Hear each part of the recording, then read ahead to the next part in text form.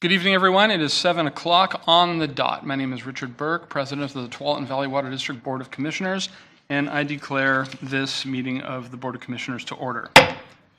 First item is reports by Chief Executive Officer and management staff.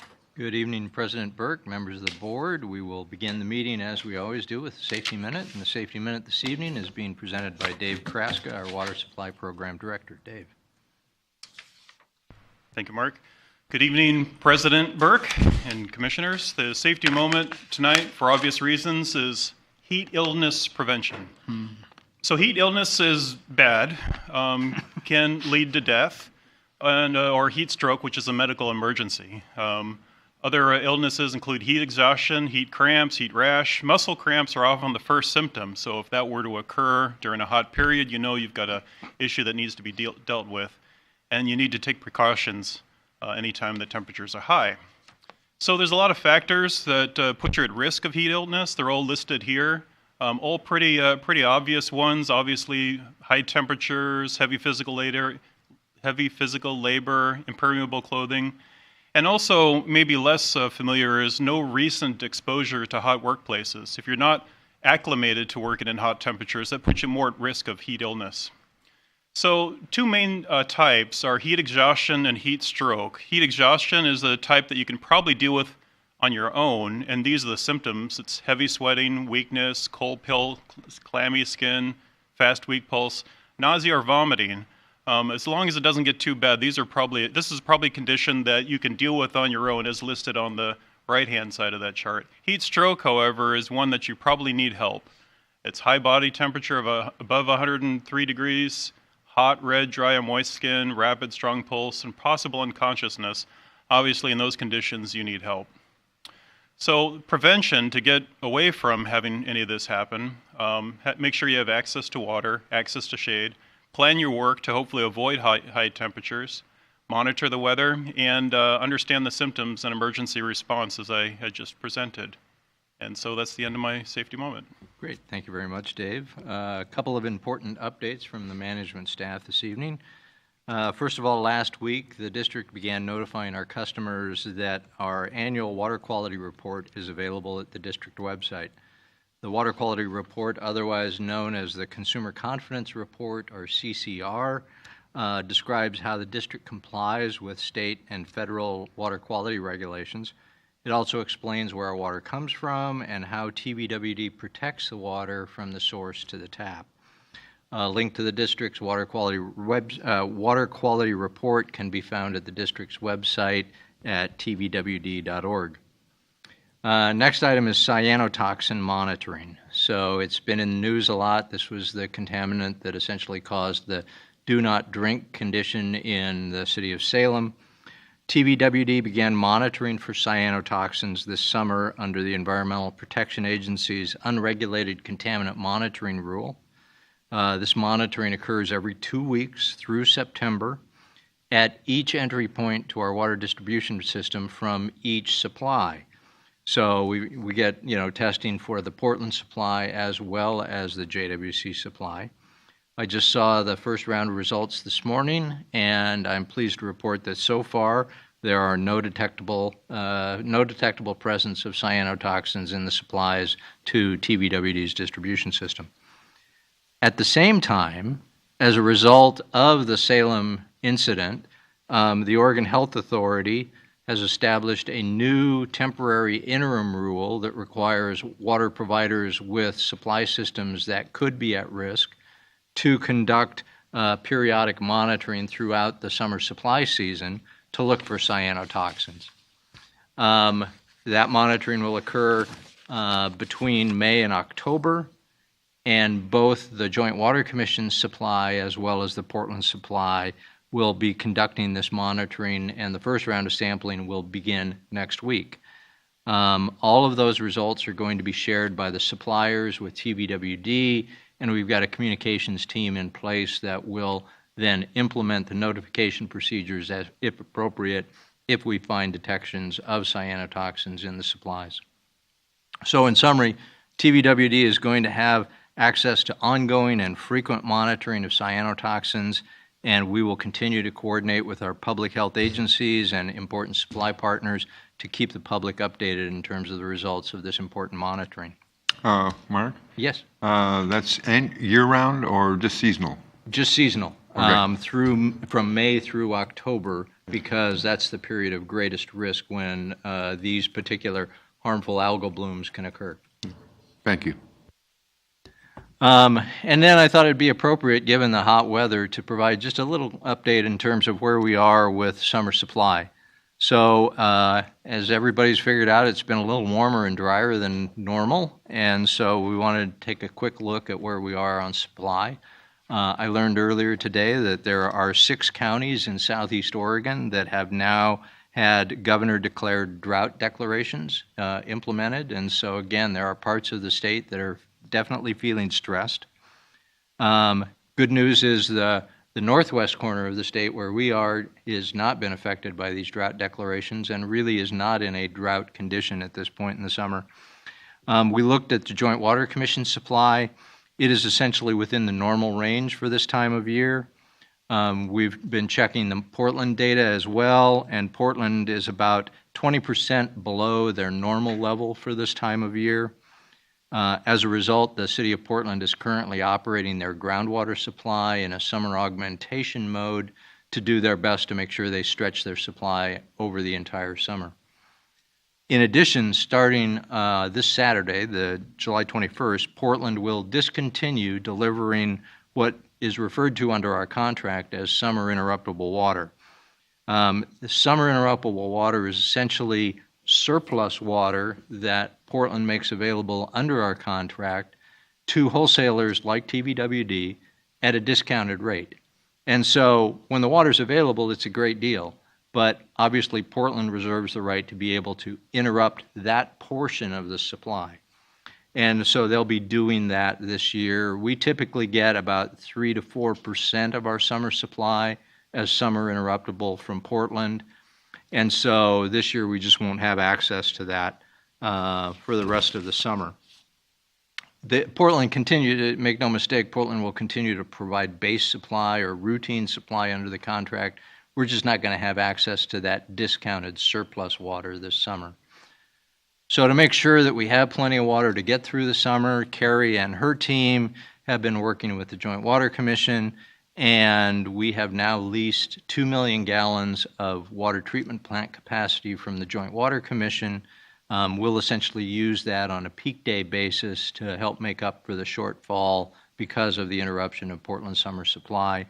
And TVWD's request for that added capacity was approved by the Joint Water Commission at their last meeting on Friday, July 13th. So while the district has ample supply to make it through the summer, there's obviously never enough water to waste. We want to encourage our customers to use water wisely, and water conservation tips are always available at the district's website at tvwd.org or from the Regional Water Providers Consortium at www.conserveh2o.org. Commissioner Bagnall. Just out of curiosity, is this the first time Portland has ever invoked the interruption of the surplus water? Yes, this is. Since 2006, I believe this is the first time that they've actually interrupted summer interruptible water. And again, I think they're doing it out of an abundance of caution this year, just knowing that it was an especially dry spring and a forecast for a drier and warmer than normal summer. And with that, I'm going to turn it back to Dave Kraska. In keeping with the district's mission of providing quality water and customer service, Dave will present the department report this evening. Thank you, Mark. So tonight what I hope to give you is a brief overview of what's occurring on the program right now and just current recent activities. So what I'll kind of the outline is the key accomplishments, what we've done recently, forward focus, what we're looking towards doing, and then construction updates, some of what's going on our 3 construction projects right now. So key recent accomplishments, there's a lot of procurements that are going on right now, all listed here. I won't go through all of them, but this is all entailed in getting the right work done at the right time and all the different projects that we need to procure to keep the designs and the construction moving forward. We're advancing our core permit toward approval. We've had a few delays on that, but we have everything, all the steps in front of us figured out now to how to get our core permit in order to enable us to continue on with our construction projects. We're obtaining a service provider letter with Clean Water Services so that they are able to provide services where we need it. We've completed our application for our treatment plant property partitioning. Man, I got to work on the alliteration on my slides.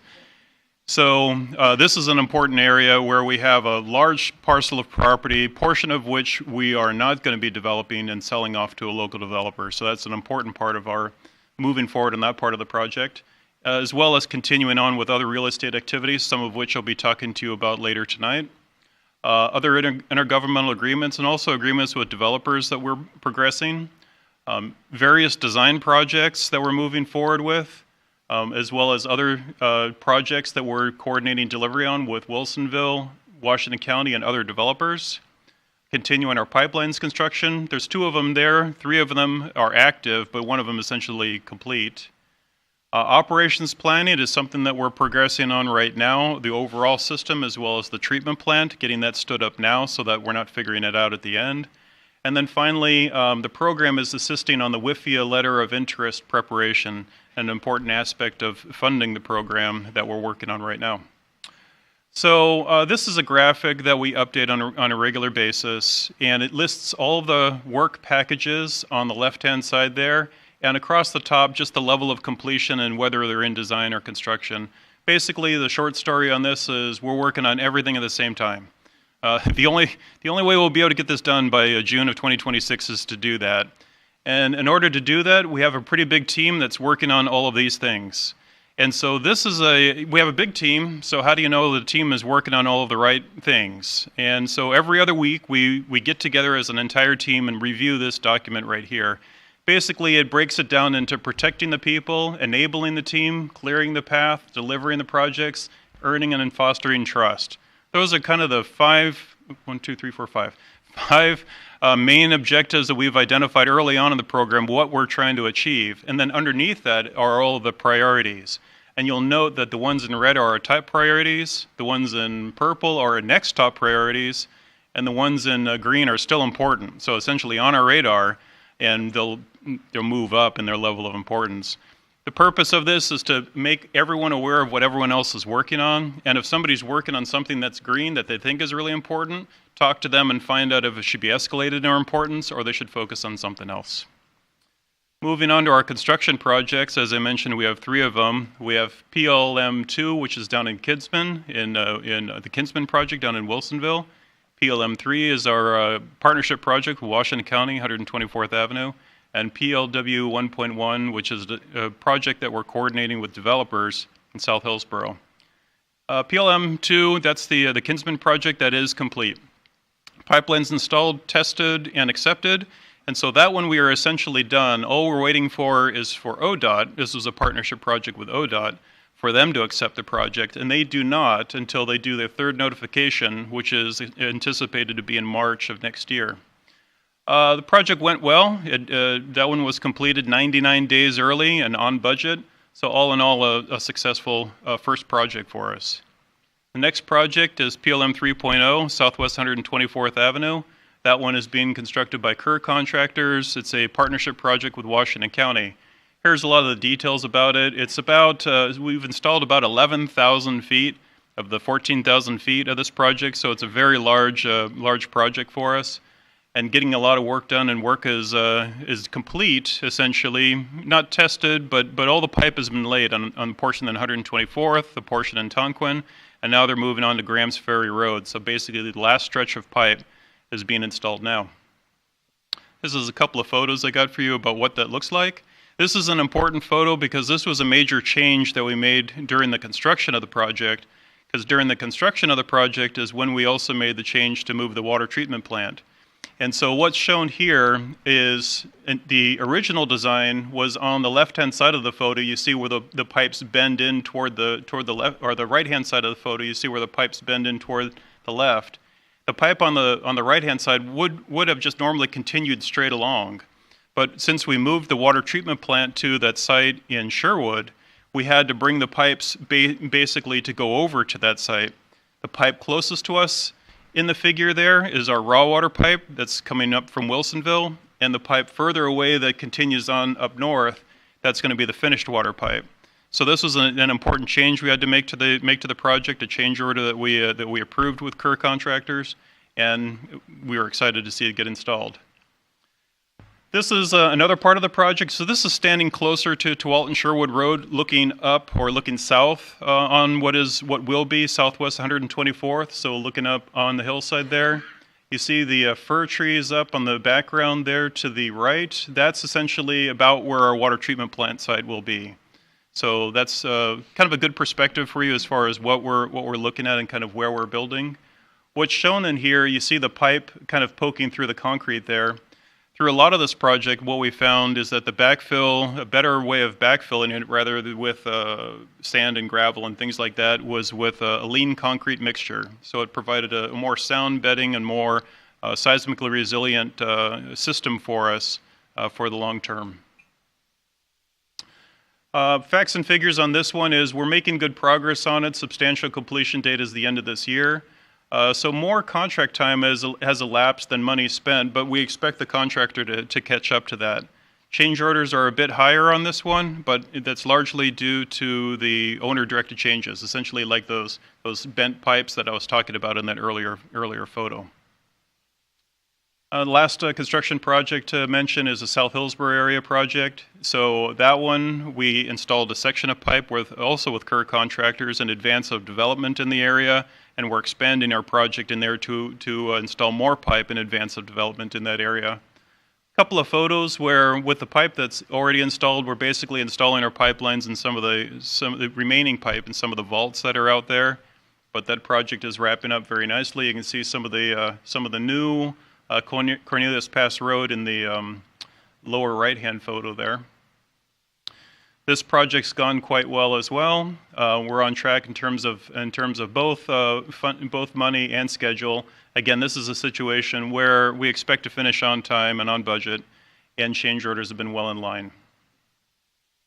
Ending on a high note is our local spend. One of the things we track in the program is how much of the millions of dollars that are being spent on this program are being spent locally. And so to date, actually through our first quarter of this year statistics, 95% of all the money that's been spent has been spent in local businesses. We think that's a real win for us, real win for the region. So that's the end of my report. Be glad to take any questions. If there are no questions for Dave, that concludes the management staff report this evening. Any questions for Dave or any other member of staff? Okay, very good. Then we'll go to the next section, that is Commissioner Communications, reports of meetings attended, and topics to be raised by the commissioners. I'll start with my right with Commissioner Bagnall, and we'll circle around. I have 5 meetings to report. On the 10th of July, I met with CEO Knudsen and President Burke to do agenda planning. On the 11th, I met with Norm Eder to do retreat planning. And also on the 11th, I met with Commissioners Duggan and with the CEO to conduct potential commissioner interviews. On the 13th, we had the Joint Water Commission meeting, and I was pleased to see that there was no problem at all with approving our new lease for 2 MGD to help us out this summer. And then, of course, tonight's board meeting. Commissioner Schmidt. Thank you.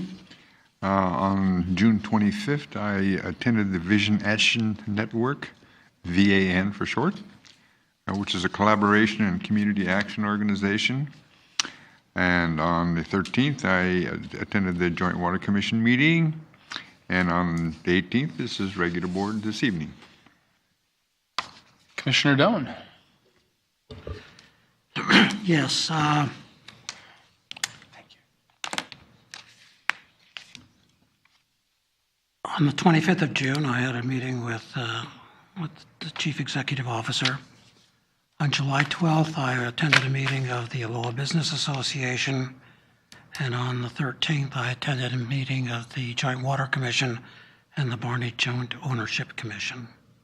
And tonight's meeting. Commissioner Duggan. I have a fairly short list too. July 11th, I participated with the evaluation committee in interviewing board candidates On the 12th, I had a meeting with Norm Eder for the board retreat planning, and then tonight's meeting as well. Thank you, and I have 4 meetings to report. I have tonight's board meeting. On the 11th, I met with Norm Eder. Even though I'm not going to be a commissioner after tonight, I've been asked to participate in the commissioner retreat coming up later in this month. So I met with Norm Eder, who interviewed me about that. And then on the 10th, I met with the CEO and Vice President Bagnall to prepare for tonight's board meeting. Then on the 1st to the 3rd of July, I attended the Libertarian Party National Convention in New Orleans. I mentioned this particular meeting because there were a number of other local elected officials there, and as we got together, meeting in elevators and at the hotel bar and such, we talked about how in this toxic environment, we serve constituents best when we take a nonpartisan approach and just simply try to do work in good government. And I always learn a lot from that. So those are my meetings. I have a few people that I'd like to recognize tonight. First of all, although he's not here tonight, Jesse Lohman was the general manager here during my first meeting. And he thought that my last meeting was last month, so he actually showed up last month to wish me well, and he's not here tonight, but I wanted to thank him for coming last month and for teeing up Tualatin Valley Water District for what I think has been a tremendous period of growth in many ways. And taking the helm from Mr. Lohman was Greg DiLoretto, who is here tonight, and he was the general manager and then later CEO of this organization during 14 of the years that I've served here. And I appreciate you coming tonight, and it's been an honor to serve you, as it has been Mark Knudsen to work with you, who is the current CEO. My wife is here tonight, Natasha, and her support has been key to everything, and I'm very grateful to her for that. My stepdaughter is here, Anastasia, and her new husband, Faisal, is somewhere around here. And Anastasia, I'm proud to say, is a new United States citizen as of a few months ago. When we met outside afterwards, she goes, "I'm getting married in 2 hours. Want to come?" And we said, okay. And then, of course, Eric Winters is here tonight. He is a college friend of mine, a frequent partner in crime, but Eric is here because he attended my swearing in back in July of 1999, and I want to thank him for coming tonight. And then, of course, Greg Burnett. Eric was the best man at my wedding. Greg Burnett was one of my groomsmen, and he's an excellent friend of mine as well. I want to thank them for coming. I also want to thank staff for the fine reception. They held a reception for me tonight with sparkling cider and cake, and everyone got these little Star Trek badges because they know I'm a Star Trek fan. And so that was a lot of fun. And of course, I'd like to welcome Todd Sanders and his fine family, who I expect will be replacing me tonight. So those are the meetings that I have. Is there anything else from any of the commissioners? Okay, the next item on the agenda is public comment. I don't think we have any public comment tonight. This is usually the time when we entertain that. So we'll go to the consent agenda. These items are considered to be routine and may be approved in one motion without separate discussion. Well, there's only one item, so it's going to be hard to separate it for discussion. And that is to approve the June 20th, 2018 regular meeting minutes. Are there any amendments proposed to the minutes? If not, I will entertain a motion to adopt. So moved. Moved by Commissioner Bagnall. Second. Oh, All right. I think he beat you to the punch there. Go ahead. So seconded by Second. Commissioner Duggan. So all those in favor say aye. Aye. All those opposed, nay. The consent agenda is approved. Now we'll go on to the business agenda. And the first item of business is to consider accepting Commissioner Burke's resignation and declaring a vacancy. And so at this point, I would like to read into the record my letter of resignation for tonight, of which I've provided a signed copy to staff. For 19 years, I have been honored to serve as an elected commissioner of the Tualatin Valley Water District. Tonight, I am compelled to resign this position because in a few days, I will be changing my official residence to Lake Oswego, which is outside of the district. My resignation shall be effective immediately as of the conclusion of this speech. Before I go, there are a few things I would like to say. First, I would like to thank the voters in the Tualatin Valley Water District for continuing to elect me to this position, first in 1999, following my Libertarian race for Oregon governor, and then again in 2003, 7, 11, and 15. Serving on this board has been one of the great honors of my life. I also thank our ratepayers for their involvement and their input through the years. Second, I would like to thank my fellow commissioners, current and past, who have been my colleagues and friends through the years. Though TVWD commissioners are nonpartisan, each commissioner has brought the perspective of their ideological orientation to the board. I am known and proud to be a libertarian, but other members of the board have been progressive Democrats and conservative Republicans. I am proud of the fact that instead of entrenching ourselves in the party and ideological dogma, which is so toxic to today's politics, we actually have listened to each other, respected each other, accommodated each other, and made decisions with the interests and welfare of our ratepayers in mind above all else. This is how politics in America is supposed to be, and how politics in America can be. Third, I would like to thank the literally world-class staff of TVWD. As a commissioner, I have worked with general managers and CEOs Jesse Lohman, Greg DiLoretto, and Mark Knudsen. Each of these leaders have made incredible contributions to the continuing professionalism of TVWD, the water industry generally, and have done incredible work to position TVWD as an entity that would help Washington County chart its own destiny in the 21st century. There is no way I can thank all of the current and past staff members who deserve thanks, but I would like to mention Clark Balfour, Paul Matthews, Brenda Lennox, Dave Kraska, and Carrie Pack as doing a lot to help our staff and board meet the challenges we have as TVWD works to secure abundant and affordable water for the 21st century.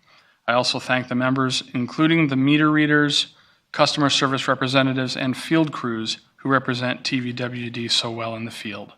In all, the world-class quality of our staff has made it easy to be a TVWD commissioner. I'm very proud to have been a part of this fine organization featuring such fine people. Finally, I would like to note some accomplishments I'm particularly proud of. I'm proud of the fact that I have never had to vote to condemn private property. I am glad that we have been able to secure voluntary agreements from property owners to sell their properties when there was a public need for TVWD to acquire them. I am proud of the fact that we were able to get off the property tax rolls, and we are now funded entirely by rates and SDCs in accordance with the cost of service model of pricing. I am proud that we complied with our district's 2/3 support of Oregon's medicinal marijuana law and became the first municipal government in America to incorporate a workable medicinal marijuana law into our employment policy. I'm also proud that we were able to keep a path open to secure water for the Willamette at a time when out-of-district interests tried to close that path to us. I am proud that we have been able to negotiate such difficult subjects as fluoridation and maintain policies reflecting the preferences of our ratepayers. Beyond that, I am proud I was able to participate with the entire board to simply come together in the interests of good governance for the district. I apologize that this letter of resignation has been so long, but after 19 years, I wanted to express my gratitude, my pride, and my confidence in the future of TVWD and the people which make it up. Though I will no longer be commissioner, I stand ready to help at any time if it is thought I might be able to contribute in some way. But as it is, I thank you and I bid you farewell. Respectfully, Richard P. Burke. And so with that, I will entertain a motion and a second to accept my resignation and declare a vacancy. So moved. And with great reluctance, I second. Okay. Commissioner Doan moves, Commissioner Bagnall seconds. Is there any discussion? Okay, all those in favor, please signify by saying aye. Aye. Those opposed, nay. Motion passes. There we go.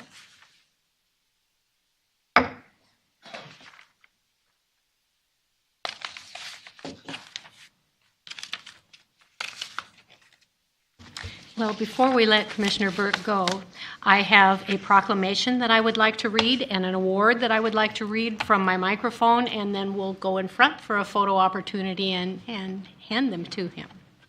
The proclamation. Whereas Richard Burke has served the district for 19 years as a member of the Board of Commissioners, taking his oath on July 21, 1999, and retiring on July 18, 2018.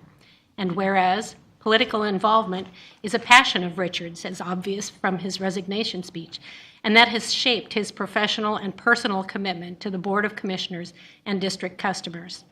And whereas Richard has served at various times as board acting secretary, treasurer, vice president, and frequently president. And whereas Richard has used his experience and his dedication to serve as an engaged commissioner, asking compelling and logical questions in his drive to ensure customer access to clean, reliable, and affordable water. And whereas Richard has been a proactive public servant, always looking out for the customer's best interests.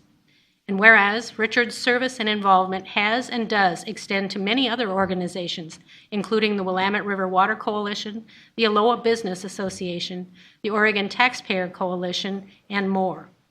And whereas dedicated, involved citizens such as Richard are the foundation of a community's ability to achieve its vision for a better future.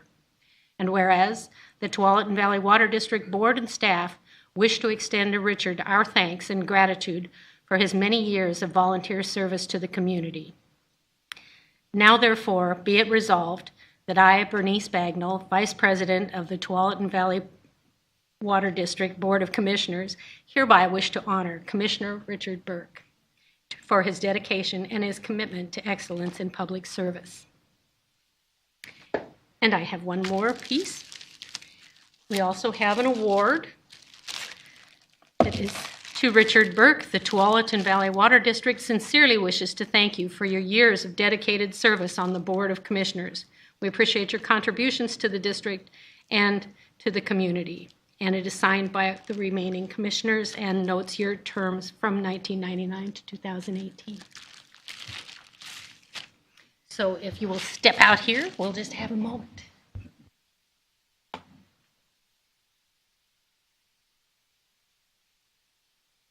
I'm going to forget my lucky suction cup.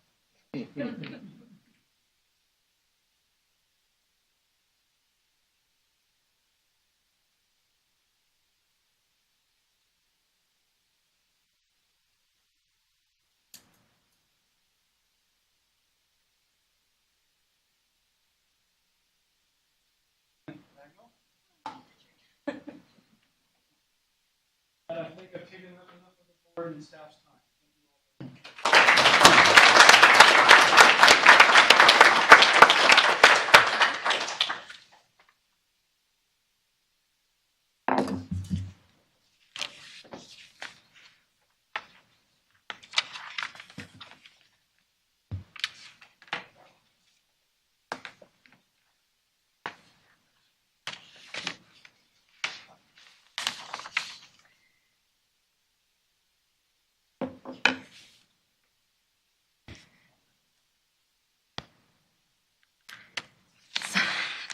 I'm sorry, I'm taking a moment for myself.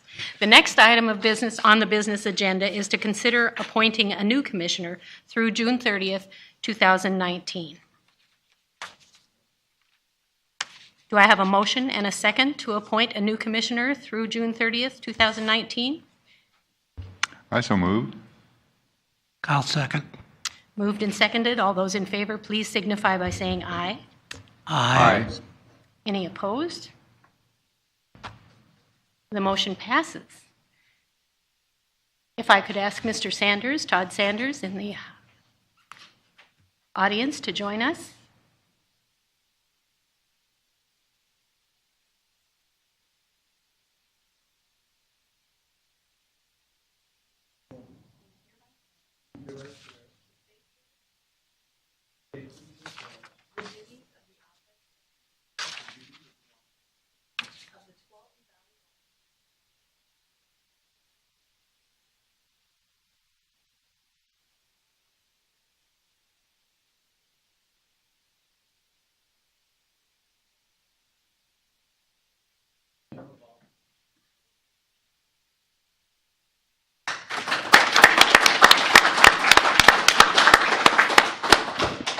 I would like to add that, as sorry as we all are to see President Burke leave, We are delighted to have Todd Sanders joining us on the commission. He has served for, my goodness, is it 12 years on the district's budget committee and has a very in-depth background in water.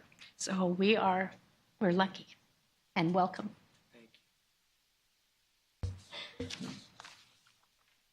Moving to the next item of business, we need to consider adopting resolution number 20-18, a resolution declaring public necessity to acquire permanent and temporary construction easements over, upon, under, and through real property for pipeline section PLM 5.2 for the Willamette water supply system. I'm sure there's a staff presentation. I will turn it over to Mr. Kraska to explain this property acquisition proposal for your consideration. Good evening, Acting President Bagnall and Commissioners. Brief presentation about this pretty important topic. It's the resolution declaring public necessity to acquire permanent temporary easements along PLM 5.2. It's always helpful to remember where we are in the world. PLM 5.2 is a part of PLM 5.0, which as shown up in here is the green line kind of in the middle of the whole water supply program.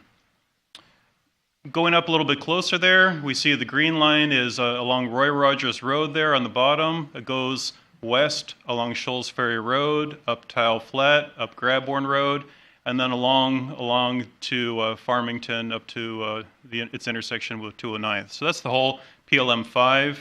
PLM 5.2 is kind of in the middle of all of that. So this is about 9,800 feet of our entire pipeline. It connects this alignment of 5.2, or 5.0 actually, connects our pipeline in Roy Rogers Road to our reservoir site on Grabborn Road. We've, throughout our alignment activities, we've always focused on a right-of-way. So basically trying to avoid to have to acquire private properties, and we only do so when necessary. And in this particular situation, we've found that it is necessary to acquire 22 temporary construction easements, so we'll only need those easements during construction period, and then 17 permanent easements. The project challenges here are numerous. Developer schedules are uncertain and changing. This is a part of the city of Beaverton that is developing rapidly, but land ownership and land development plans are changing on a regular basis. It's a very narrow corridor for our project. Washington County Land Use and Transportation has a requirement that we keep these roads open as much as possible. Our ability to close them is really extremely limited. And so we have to also maintain access to the private properties. Obviously, we have a big, long, linear project that affects that, and so we're going to have to keep private property access open while we're doing their constructing everything. As I mentioned, property ownership is evolving. So in the areas that are going to be developing, they're switching hands from private property to one developer to the next. So it's a pretty challenging effort for us to try to figure out who we're acquiring property from, but we feel we have that figured out now. And some property owners have refused entry before, but we're working our way through that. Now, it's helpful to understand why we think we need to acquire private property, and this is a good example of that. When we think about installing a water line down a road, oftentimes it's not that hard to stay in the right-of-way, but we have a very, very large water line that we're building here, and this gives you an idea of the scale of the facility that we're building. Down there at the bottom, 30-foot permanent easement, that is to allow us to basically protect our the area around our pipe for as long as it's there, our 66-inch diameter pipe. And each piece of pipe that we're installing weighs about something over 20,000 pounds, or as one person put it to me, it's 2 elephants. So it takes very large equipment to figure out how to actually land our pipe in the trench that gets constructed. And so we need a pretty big working area in order to build all of this for the excavators, for the off-haul equipment, and also for the storage of pipe. And that's why we need 75-foot temporary easement along the entire length wherever we're building our pipe. So that's how we land on this. So this is in your agenda packet. It's exhibits 1 through 3. The green lines show where our permanent easement is being acquired. The red areas are temporary construction easement. And you'll see kind of the blocky nature of some of this graphic Where in the red areas where it has larger blocky areas, two things are going on there. It's areas that we've identified that we need temporary construction staging, where we're going to be staging equipment, materials, and things of that nature for the contractors.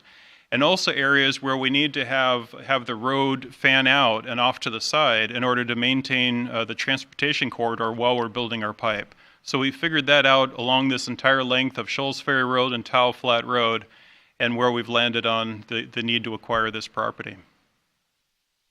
Why do we need to do this now? Well, first off, the City of Beaverton requires it. Requires this resolution of need, so this resolution that I'm in front of you for tonight, prior to considering our land use application. And our land use application is a critical element of being able to move forward with this project, and so the timing is critical for us. It also enables timely right-of-way acquisition and construction, and it accommodates the developer schedules as we understand them today. Our schedule right now is, I'm in front of you today presenting this resolution. By the end of this month, we need to submit our application to Washington County Land Use, and then in September, submit our land use application to the City of Beaverton. Throughout this and prior to this, we've been contacting the property owners. So this ask will not hit the property owners without their knowledge. We've been meeting with them and discussing this with them, so they know that we're coming and they know this is part of all the activity that's occurring in the area. So with that, request that you consider this resolution, and I'd be glad to answer any questions you might have. Are we going down the center of roads or along the side?